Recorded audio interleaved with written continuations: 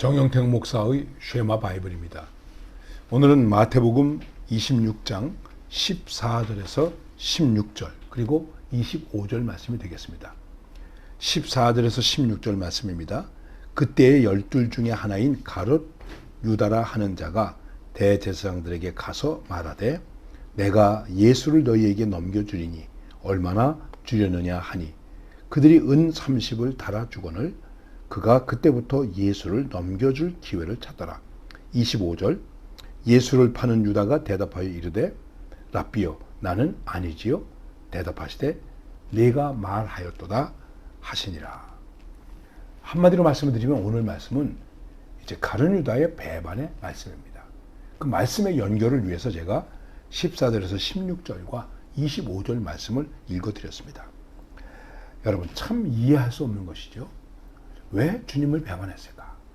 이게 정말 풀리지 않는 수수께끼입니다.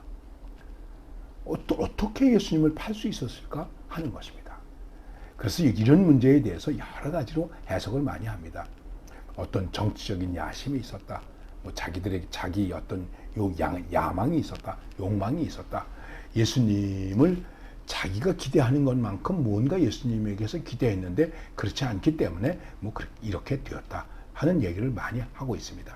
어쨌든 12제자 중에서 한 사람이 가룟 유다가 예수님을 배반하게 되었습니다. 이 사람은 예수님의 신임도 받았습니다. 왜? 회계를 맡고 있었거든요. 회계는 아무나 하는 게 아니지 않습니까? 근데 성경은 말합니다. 그 돈 관리하는 것을 맡았는데 가끔 거기서 좀 돈을 꺼내가기도 했다. 흔히 하는 말로 말하면 횡령하기도 했다. 이렇게 이야기할 수 있습니다. 왜 이런 사람이 제자가 되었을까? 하필 이런 사람일까? 이런 생각이 들 수도 있습니다. 여러분 보편적으로 생각하면 우리도 하필 나 같은 사람을 이렇게 생각할 수 있는 것이죠.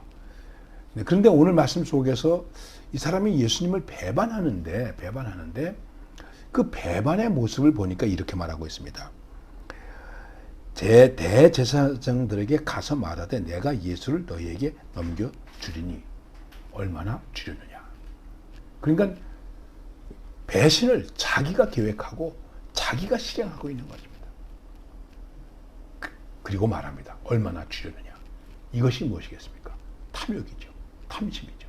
자기 욕심이죠. 자기 욕망에 빠져 있다는 것을 우리는 생각해 볼 수 있는 것입니다. 그래서 은 30을 달아주었다. 그리고 그때부터 예수님을 어떻게 하면 넘겨줄까 하는 기회를 엿보게 되었다 하는 것입니다. 배신을 계획하고 배신을 의도하고 배신을 진행하고 배신의 대가를 받고 그러면서 그 배신을 계속해서 진행하면서 또 배신의 기회를 엿보고 있었다. 참 문제 아니겠습니까, 여러분? 결국 이것은 무엇을 말하는 것이겠습니까? 우리가 여러 가지로 많이 얘기할 수 있습니다만은 또 가룟 유다를 변호할 수도 있습니다만은 중요한 것은 그는 모든 것을 팔았다는 것입니다. 양심을 팔았습니다. 예수님의 은혜를 팔았습니다. 사랑을 팔았습니다. 그분의 가르침도 팔았습니다. 팔고 팔아버린 것입니다. 배신은 팔아버리는 것입니다. 은혜를 팔아버리는 것입니다. 상대를 팔아버리는 것입니다. 그리고 늘 말씀드리는 것이지만 배신은 가까운 사람이 하는 것입니다. 누가 배신했습니까?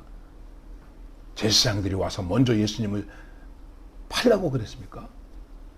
지가 찾아가서 돈을 달라고 그러면서 배신했어요. 여러분, 이게 죄를 짓는 인간의 추악한 모습입니다. 죄를 계획하고 죄의 대가까지도 받으면서 돈까지 받으면서 그러면서 죄를 저지르는 것입니다. 이런 얘기가 있긴 있습니다. 은 30. 아니 좀 더 달라고 그러지 왜 30을 달라고 그랬을까? 그래서 혹 가룟 유다를 좀 변호하기 위해서 그러는지 모르겠습니다만은 이제 좀 생각해서 말씀드리는 것입니다. 대제사장 찾아가서 내 예수 팔겠다. 얼마 주겠냐? 그랬더니 우리 대제사장들이 얼마나 좋았겠습니까? 야, 드디어 예수를 잡아 죽일 기회가 됐구나. 그래, 얼마나 줄까? 한 300냥 줄까? 여러분 그 당시에 300냥이면 어마어마한 돈 아닙니까? 그랬더니 30냥만 주세요. 그랬다는 것입니다. 아니 더 줄 텐데 왜 30냥만 달라고 그러는 거야? 가룟 유다가 30냥을 받고 가면서 이렇게 말했대요. 이것은 내 몸값입니다. 예수의 몸값이 아니고 이건 내 몸값이요. 그리고 갔다. 뭐 이런 식으로 이제 이 얘기를 꾸며서 쓴 사람도 있습니다. 그 당시에 은 30냥은 노예 한 사람 값이랍니다. 그러니까 요셉의 형제들이 요셉을 팔아먹을 때 은 20을 받았거든요. 그 당시에 노예로 팔면서 그 노예의 값이 20냥 정도, 30냥 정도 된 것 같아요. 자, 여기서 우리가 생각해 보십시다. 결국 가룟 유다는 탐욕의 노예가 되고 말았다. 그래서 배신의 도구가 되고 말았다 하는 것을 우리가 생각해 볼 수 있는 것입니다.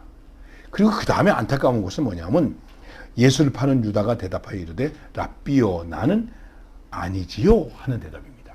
예수님께서 말씀하시죠. 너희 중에 오늘 나를 팔 자가 있다. 나를 파는 자가 있다. 제자들이 깜짝 놀랐어요. 큰일 났어요. 아니 예수님을 팔다니 누굽니까? 누굽니까? 그러면서 접니까? 접니까? 납니까? 그러면 가룟 유다가 어떻게 해야 되겠습니까?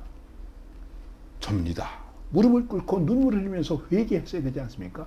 그런데 가룟 유다도 똑같이 저는 아니지요. 이렇게 말했습니다.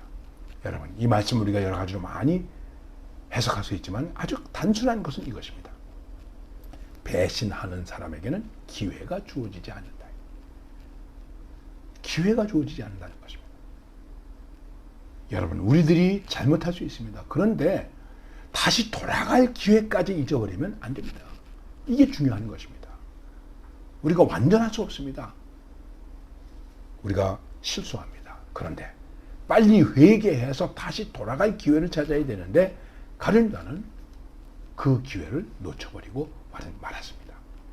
너희 중에 나를 팔 자가 있다. 이 사람은 태어나지 않았으면 좋을 뻔하였다. 그럼에도 불구하고 그는 다시 돌아갈 기회를 잃어버리고 말았습니다. 우리의 신앙생활이 어떤 모습입니까? 누가 뭐라고 하든 우리는 배신의 줄에 서 있는 사람이 되어서는 안 됩니다. 배신의 노예가 되고 배신의 도구가 되어서는 안 됩니다. 그리고 혹여 실수했다고 할지라도 빨리 돌아설 수 있는 기회를 다시 찾아야 한다고 하는 것입니다. 이 말씀을 깊이 묵상하시면서 다시 한번 우리는 배신의 믿음이 아니라 정말 주님에 대한 따뜻함과 사랑, 주님에게 좋은 일을 하는 그런 믿음으로 살아갈 수 있기를 바랍니다.